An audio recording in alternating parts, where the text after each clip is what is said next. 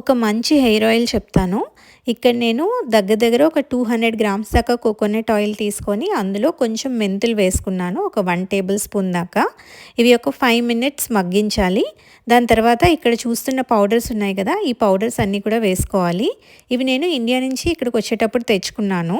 కానీ మీకు ఇండియాలో ఈ పౌడర్స్ అన్నీ ఈజీగా దొరుకుతాయి. లేదు అంటే వానపాము షాప్ మీకు దగ్గరలో ఉంటే వాళ్ళకి వెళ్ళి హెయిర్ ఆయిల్ చేసుకోవడానికి ఈ పౌడర్స్ ఇమ్మంటే అన్నీ వాళ్ళే ఇచ్చేస్తారు. ఇప్పుడు మెంతులు కొంచెం మగ్గిన తర్వాత ఇందులో ఈ పౌడర్స్ అన్నీ కూడా 2 టేబుల్ స్పూన్స్ వేసేసుకోవాలి. కొంచెం ఎక్కువ తక్కువ అయినా కూడా ఏం పర్వాలేదు. ఈ పౌడర్స్ అన్నీ వేసిన తర్వాత మంచి సుగంధం వస్తుంది. ఈ ఆయిల్ని మనం ఒకేసారి బల్క్గా కూడా చేసి పెట్టుకోవచ్చు. బట్ అప్పటికప్పుడు ఫ్రెష్గా ఒక 1 వీక్కి 2 వీక్స్కి చేసుకుంటే ఇంకా మంచిగా ఇంపాక్ట్ ఉంటుంది. అందుకే నేను ఎప్పుడు కొంచెం కొంచెం చేసుకుంటూ ఉంటాను. తర్వాత ఈ పౌడర్స్ అన్నీ వేసేసుకొని స్పూన్తో కలుపుకొని ఒక 10 మినిట్స్ దాకా మరిగించాలి.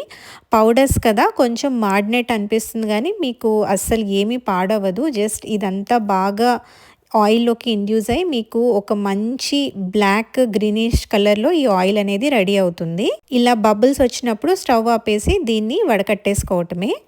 ఇలా వడకట్టిన ఈ ఆయిల్ని చాలా కాన్సన్ట్రేటెడ్గా ఉంటుందని చెప్పాను కదా, సో దీన్ని డైలీ రాసుకొని లేదా నైట్ రాసుకొని పడుకోవటానికి కొంచెం ఇబ్బందిగా ఉంటుంది. బట్ మీకు అలా ఇబ్బంది లేదు అన్నా కూడా నైట్ రాసుకొని చక్కగా మసాజ్ చేసుకొని పడుకొని నెక్స్ట్ డే మార్నింగ్ షాంపూ చేసేసుకోవచ్చు. లేదు అంటే ఒక 2 అవర్స్ రాసుకొని తర్వాత షాంపూ చేసేసుకోవటమే. వీడియో యూస్ఫుల్ అనిపిస్తే మీ ఫ్రెండ్స్ అండ్ ఫ్యామిలీ మెంబర్స్కి షేర్ చేయండి.